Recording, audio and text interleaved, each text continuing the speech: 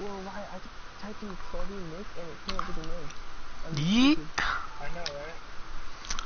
Pretty popular, I know. Not even tell me. Wait, hold on. Is this a different one? It's different. Check if like most of the videos say like Dank in the beginning, cause like Okay. it's usually like Dank MWR or like Dank Overwatch, Dank Minecraft. Dank Overwatch. Dank, oh my god, the Crucible. You guys read the Crucible? Oh yeah. Oh, dude, I didn't even know that. Well, we're not reading it right now. That's tomorrow. Okay, It's tune in tomorrow. Okay. Yo, Kason, this book has like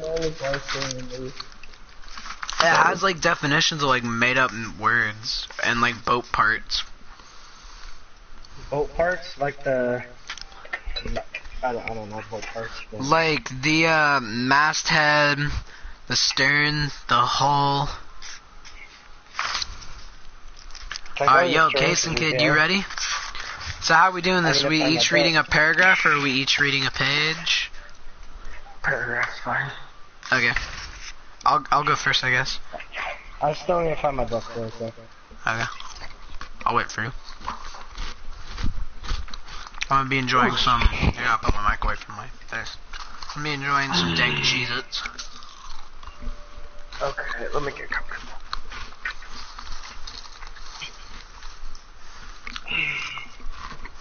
Okay.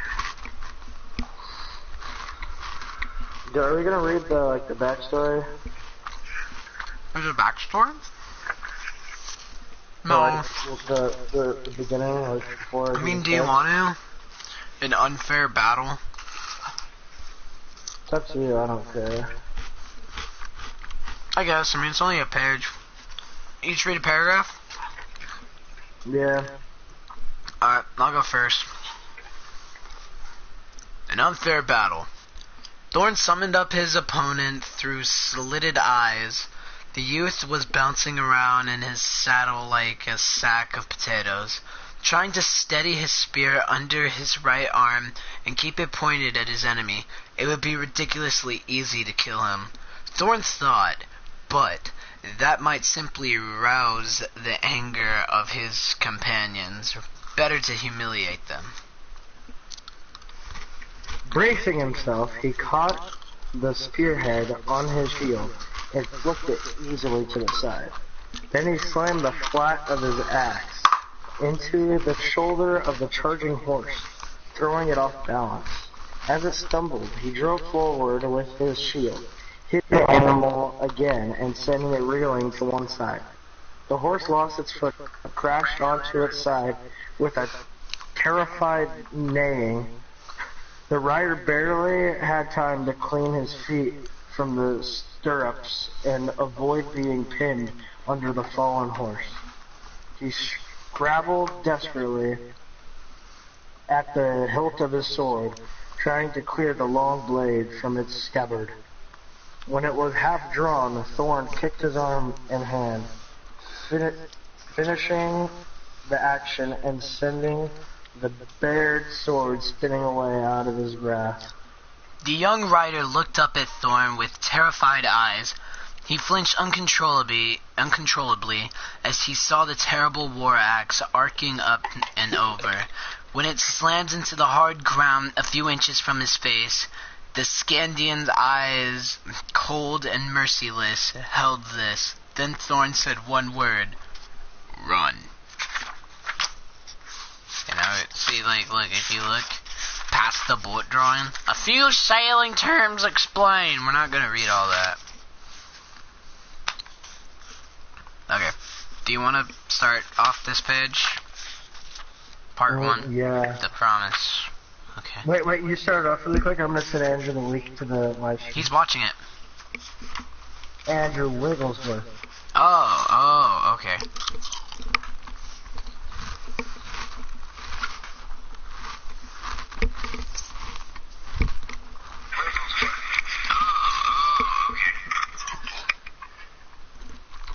Oh god.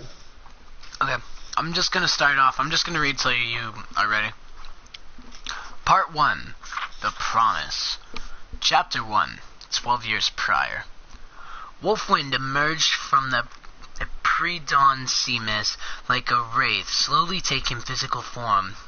With her sail furled, and the yarn darm lowered to the deck, and propelled by only four of her oars, the wolf ship glided slowly toward the beach. The four rowers wielded their oars carefully, raising them only a few centimeters from the water at the end of each stroke, so that the noise of drops splashing back into the sea was kept to a minimum.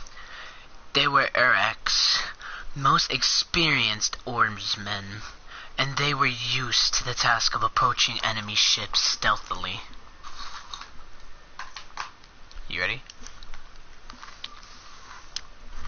Jason, Ken? No, I'm not ready. Where are we at? Second paragraph of chapter 1. Oh, I'm still on the... No, we're at entering raiding seasons. Okay. And during raiding season, all costs were enemy costs.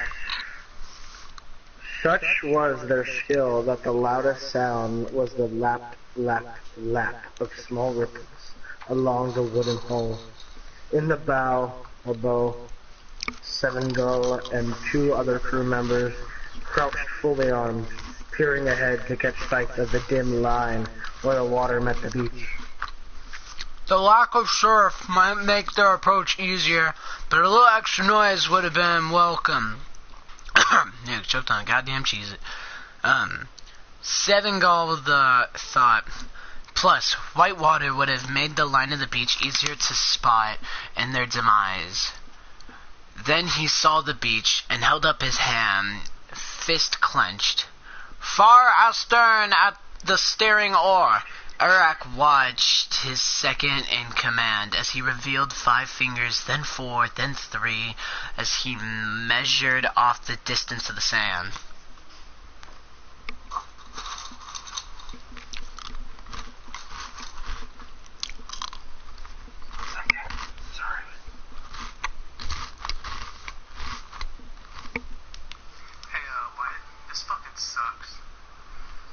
Alright. Sorry. It just sucks. Hey, Wyatt, this fucking sucks. I really hope that you... Alright. It's fine. Real constructive criticism Okay. there, Andrew. That was nice. Hey, Wyatt. Yeah. This fucking sucks. Okay, where are we? I thought you were gonna be the next fucking PewDiePie. In oars. Eric, are we just gonna call him Eric? I'm gonna call him I Eric. guess. Eric spoke the words in the controversial tone. Unlike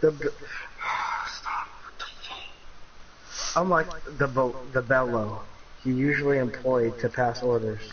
In the center section of the wolf ship, his bosun, Macau, replayed Michael. the orders. No, it's Macau. We're just gonna give them hello generic white names.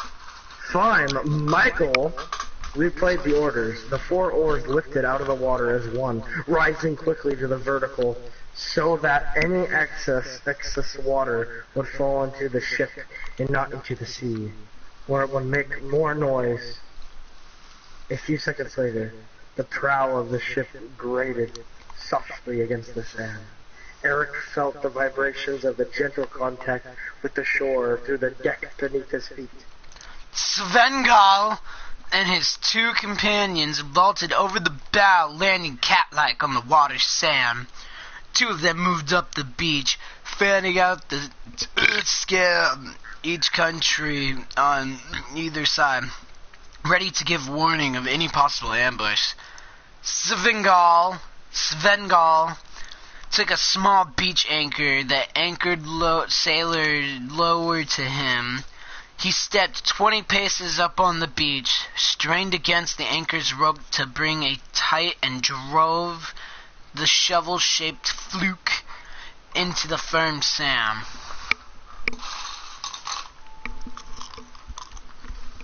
Wolfman, secured by the bow, slewed a little to one side under the pressure of the gentle breeze. Clear left! Clear right! The two men who had gone on shore called their reports now. There was no need for further stealth. Seven-Go checked his own area and report of responsibility, then added his report to theirs. Clear ahead! On board, Eric nodded with satisfaction. He hadn't expected any sort of armed reception on the beach, but it always paid to make sure. That was why he had been such a successful raider over the years, and why he had lost so few of his crewmen. Alright! All set, he said, lifting a shield from the bulwark and hefting it onto his left arm. Let's go! He quickly strode the length of the wolf ship to the bow, where a boarding ladder had been placed over the side. Shoving his heavy battle axe through the leather sling on his belt, he climbed easily over the bulwark and down to the beach. His crewmen followed, forming up behind him. There was no need for orders. They had all done this before, many times.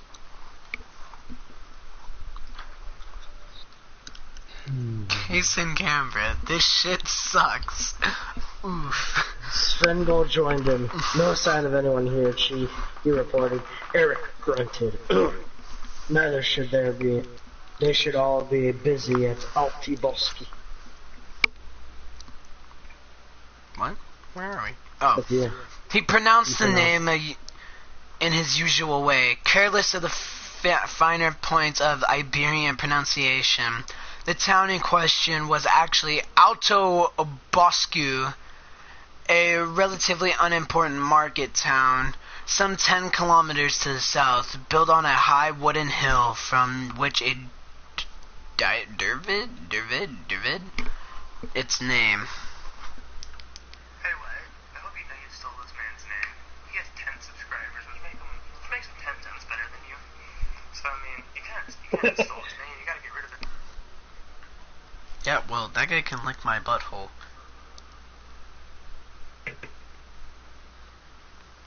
Oh, yeah.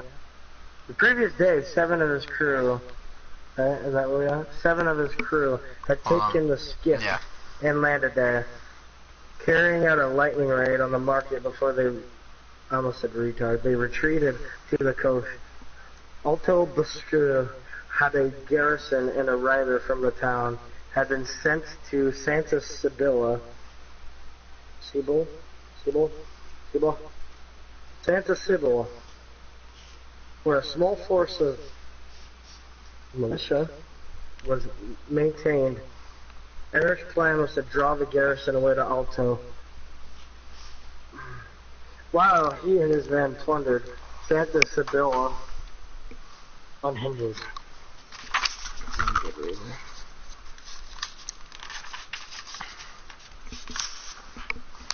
Oh, okay. Santa Sibylla was a small town too, probably smaller than Alto Bosque, but over the years it had gained an inviolable reputation for the quality of jewelry that was designed and crafted there. As time went on, more and more artisans and designers were drawn to Santa Sibylla, and it became a center for fine design and craftsmanship and gold and precious stones. Eric, like most Scandians, cared little for design and craftsmanship, but he cared a lot about gold, and he knew there was a disproportionate amount of it in Santa Sibylla. Far more than would normally be found in a small town such as this. The community of artists and designers needed generous supplies of the raw materials in which they worked, gold and silver and gemstones. Eric was a fervent believer in the principle of redistribution of wealth, as long as a great amount of it was redistributed in his direction. So he had planned this raid in detail for some weeks.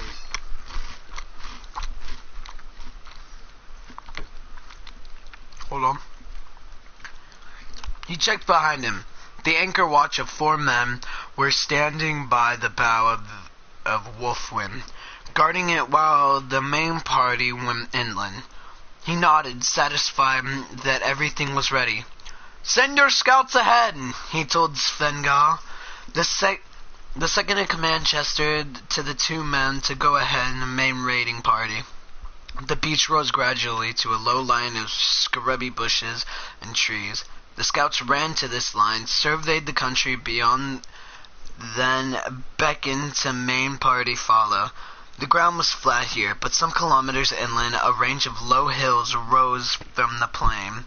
The first rose-colored ray of sun were beginning to show about the peaks. They were behind schedule. Eric thought he had wanted to reach the town before sunup, while people were still drowsy, longing for their beds, as yet reluctant to accept the challenges of a new day.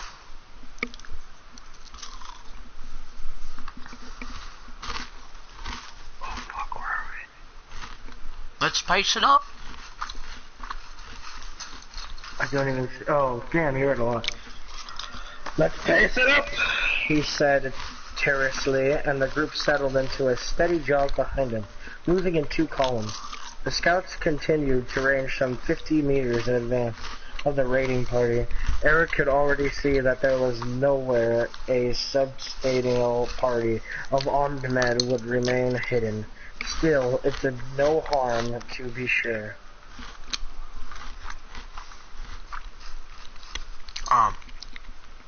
Wait forward by the scouts, they crested a low rise, and there before them stood Santa Sibylla. The buildings were made up of clay bricks, finished in whitewash. Later in the day, under a hot Iberian sun, they would glisten and gleam an almost blinding white. In the pre-dawn light, they looked dull and gray and mundane.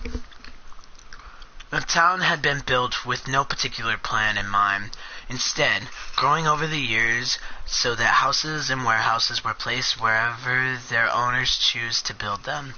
The result was a chaotic mass in wind alleys, outlying buildings, and twisting formless streets. But Eric ignored and jumbled of houses and shops. He was looking for their repository, a large building set to one side of the town where the gold and jewels were stored.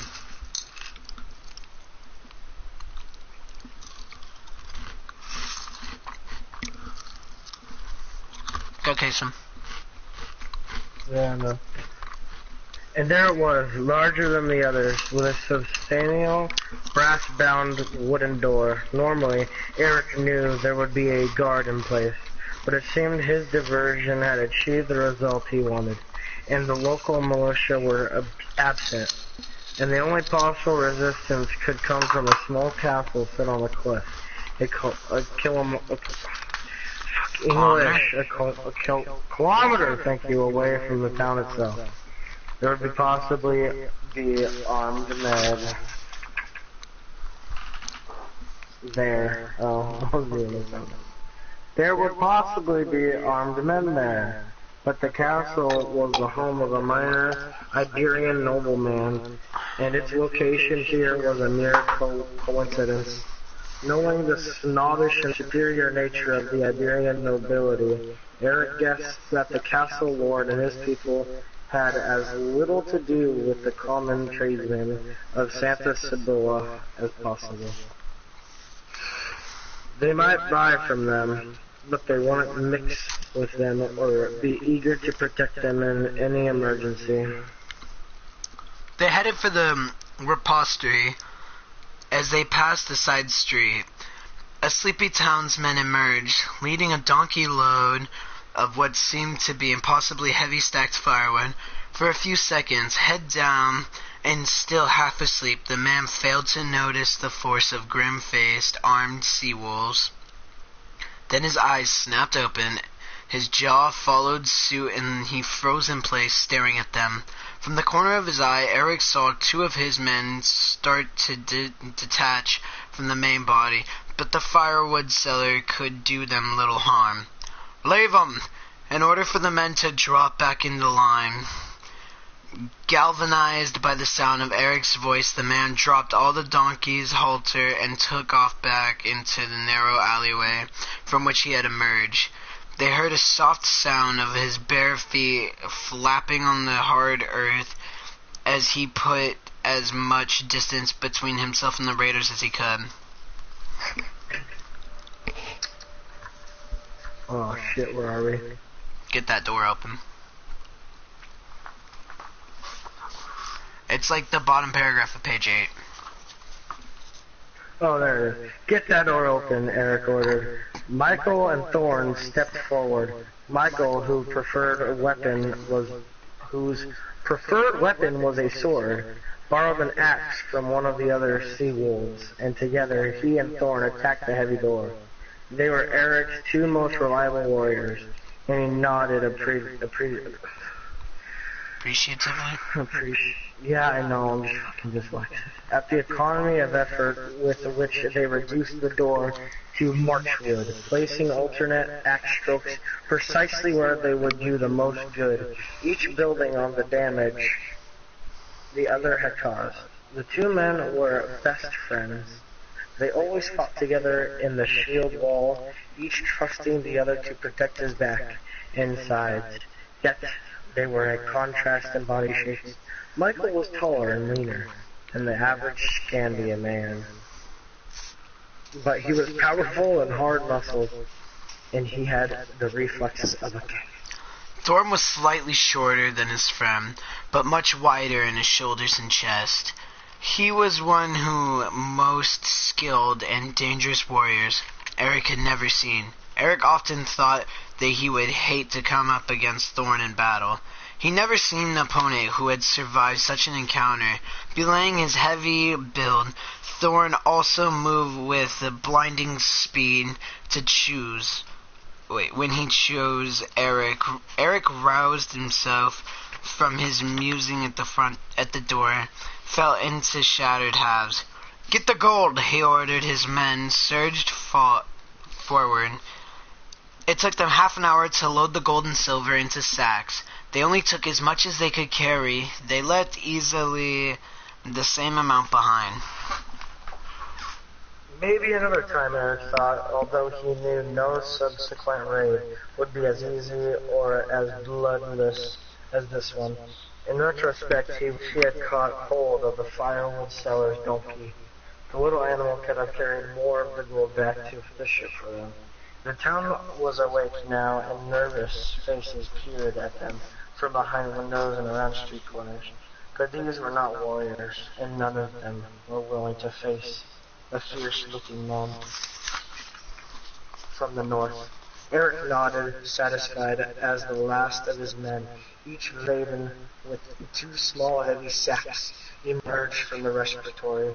He breathed. I'm going to say breath instead of breathe because I'm full. A small sigh of satisfaction. It had been easy, he thought, easier than he had expected. Laden as they were, they couldn't maintain their previous jog as they followed the path through the scrubby undergrowth back to the beach. At least a dozen of the townspeople followed them, as if unwilling to let their golden jewels simply disappear from sight. But they kept their distance, watching in impotent fury as the sea wolves carried away their booty. "Thorne, Michael, bring up the rail. Let me know if there's any change," Eric said. I'm making Eric Irish. You can deal with it, Case kid, if you don't like it. I'll do the Irish accent as well. Okay. It would be too easy to become complacent about the men shadowing their footsteps, and so miss any new threat that might arise. Two men nodded. Mm-hmm. Page 10. It's like half page 10. Right under where it says Thorn and Michael. Oh, there it is. Two men nodded and handed their sacks of loot to other crew members, then faded to the back of the column.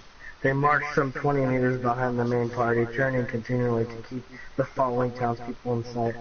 Once Thorn faked a charge at a couple who had felt he came too close, and they scampered hurriedly back to a safe distance. "Rabbits," said Michael dismissively. Thorn grinned and was about to reply when he caught sight of movement behind the straggling townspeople. His grin faded. "Looks like we've got some rabbits on horseback," he said. The two raiders stopped to face the rear. Trotting toward them, following the rough track through the undergrowth, were 5 horses. The newly risen sun gleamed off their armor and the points of the spears they all carried. They were still some distance behind the raiders, but they were coming up fast. The two companions could hear the faint jingle of the horses. Thorn glanced back at the main party of raiders. They were about to enter a narrow defile that led them down the last stretch of open ground to the beach. He let out a piercing whistle and saw Eric stop and look back. The rest of the party continued to move as quickly as they could. Thorn pointed at the raiders, uncertain whether Eric could see the new enemy. He held up his right hand with 5 fingers extended, then brought it down to his clenched fist close by his shoulder, the signal for enemy. He pointed again to the raiders. He saw Eric wave acknowledgement, then point at the entrance to the defile, where the last of his men were passing through. Thorn and Michael both grunted in understanding. "Good idea," Michael said. "We'll hold them off at the entrance. The high rock walls and narrow space would encumber the horsemen. It would also prevent them from flanking the encircling the 2 sea wolves.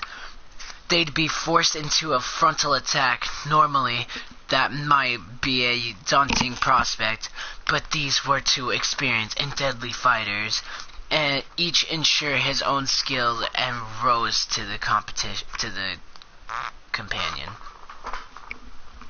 They both knew that Eric would not abandon them to this new danger. Once the gold was safely at the ship, he'd send men back to help them. Their job was only to buy time, not to sacrifice themselves so the others could escape. And both men felt confident that they could hold off a few country bumpkin horsemen.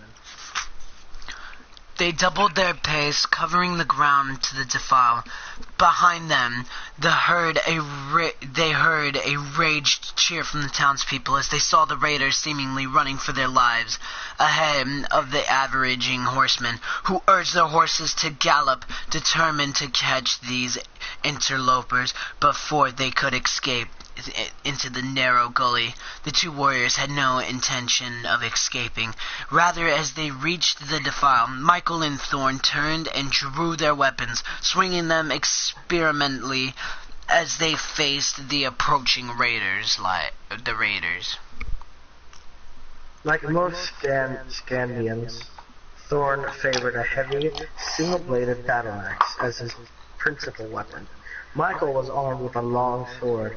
Both of them were horned helmets and carried large wooden shields. Thorn on the left arm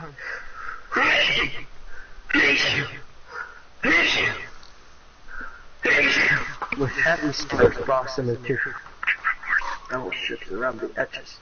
They presented these on the oncoming riders so that only their heads and legs were visible, as well as the gleaming sword and axe still moving in small preliminary arcs, catching and reflecting the sun as the 2 warriors stretched their muscles. It seemed to the horsemen that the shields and swords blocked the defile entrance completely. Expecting the Scandians to run in panic, they were somewhat taken aback now at this show of defiance, and the confident manner of the 2 men facing them. They drew rein about 30 meters short of the 2 men and looked at each other uncertainly, each waiting for one of the others to take the lead. The two Scandians sensed their uncertainty and noted the clumsy way they handled their spears and small round shields.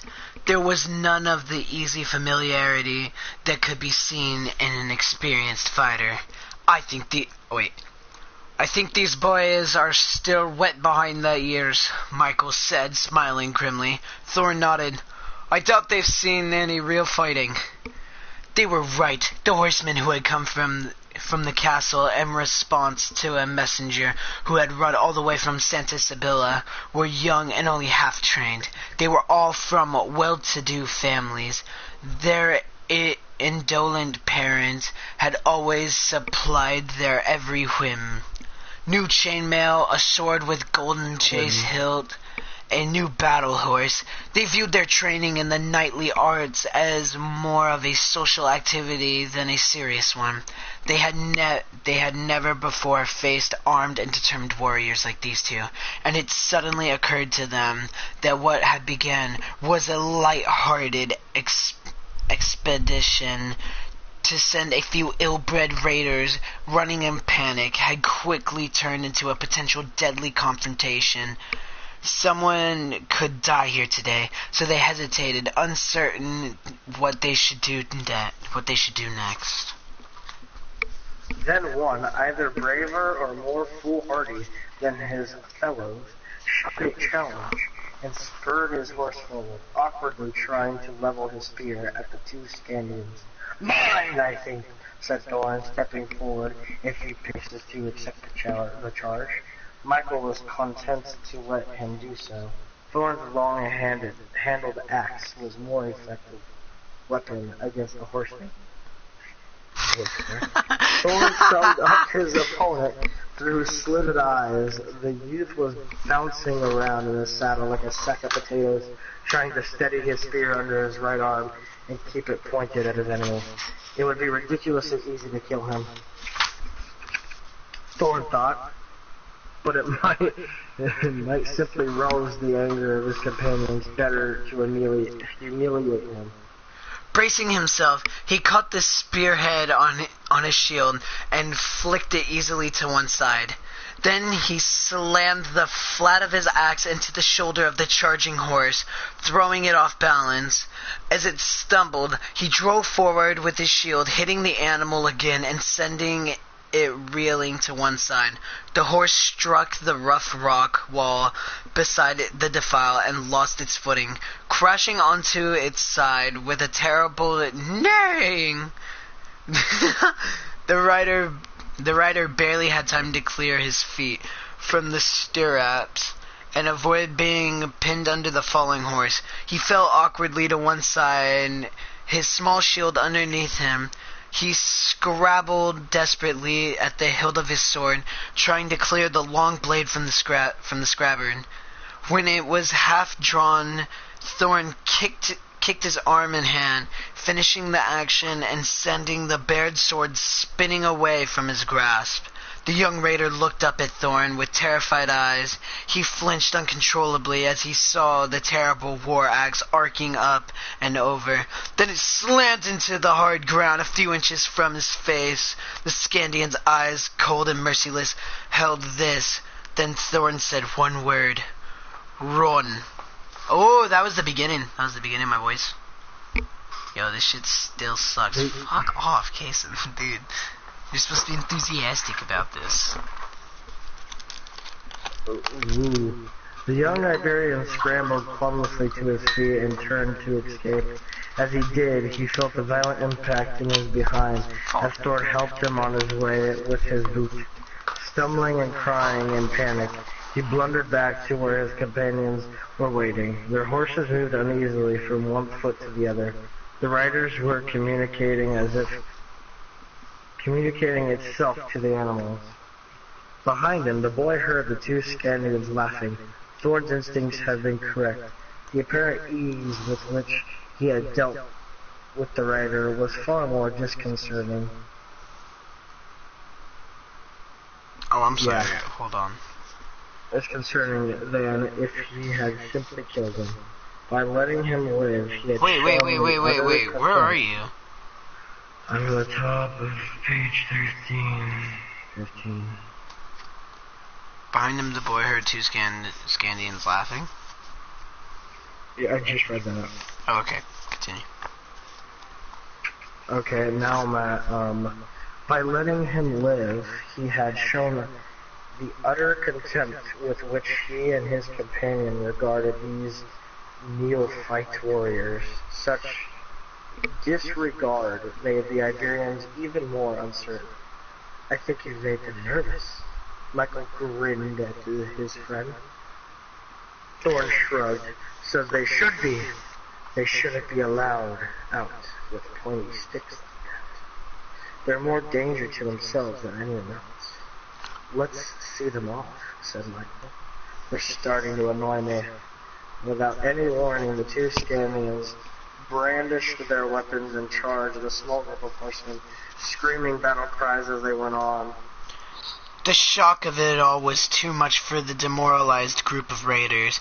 They saw the terrifying warriors charging across open ground at them, and each one was convinced that he was the target they were aiming for. One of them wheeled his horse and clapped spurs to its flanks, dropping his spear as his horse lurched suddenly beneath him. His action was infectious. Within seconds, all four horsemen were steaming across the plain in a ragged line, the riderless horse with them, and their dismounted companions stumbling awkwardly behind them, encumbered by his thigh-high raiding boots, spurred and flapping empty scabbard. Michael and Thorn stopped and rested their weapons, roaring with laughter at sight. I do hope they get home all right, Michael said as Thorn laughed all the louder. Are you ladies ready to join us? It was Svengal sent back with 5 men to reinforce the rearguard. It seems you don't need any help.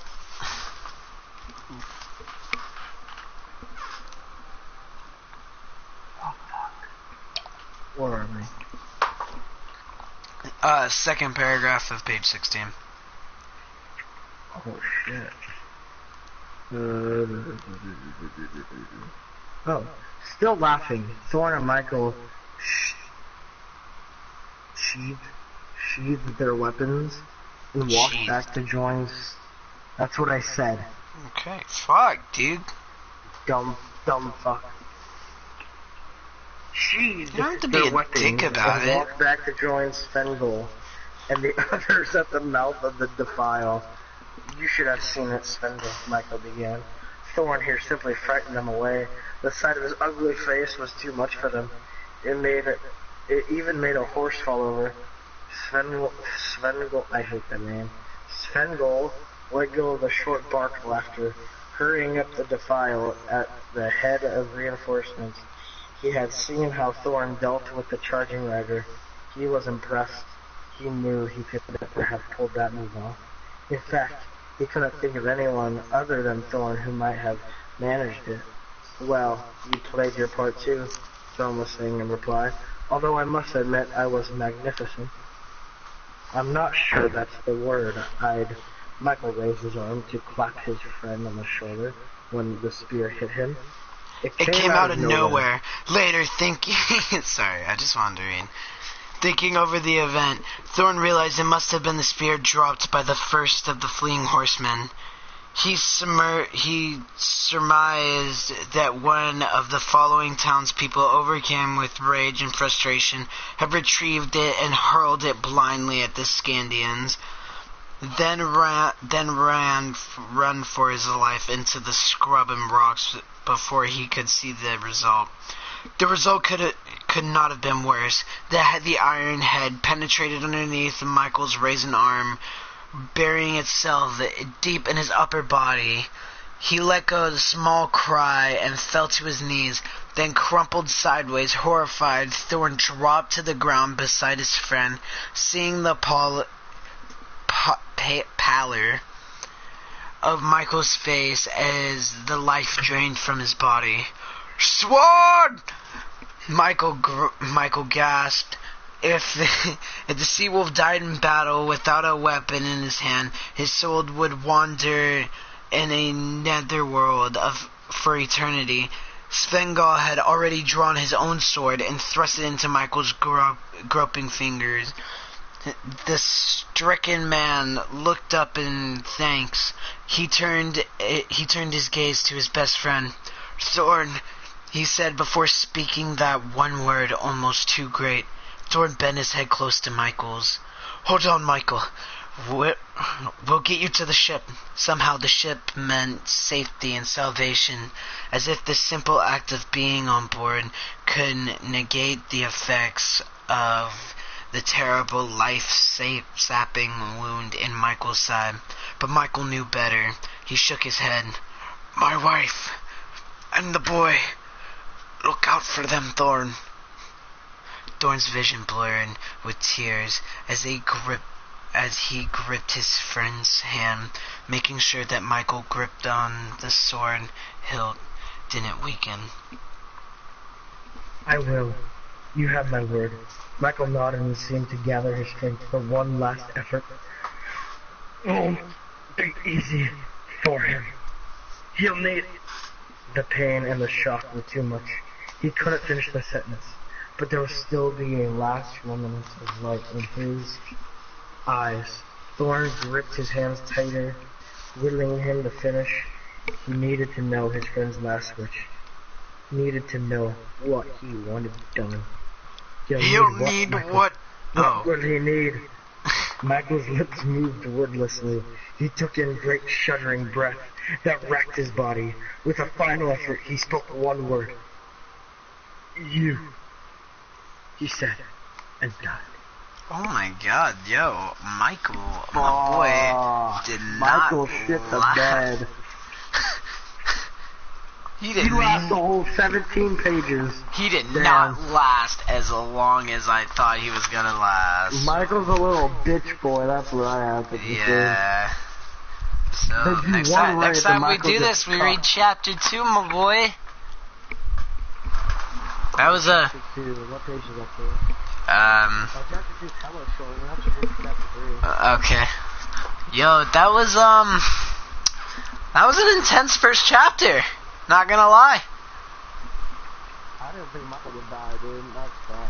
I didn't with a name like Michael. I didn't think he was gonna die. I mean, he spelled it retardedly, but... Yeah.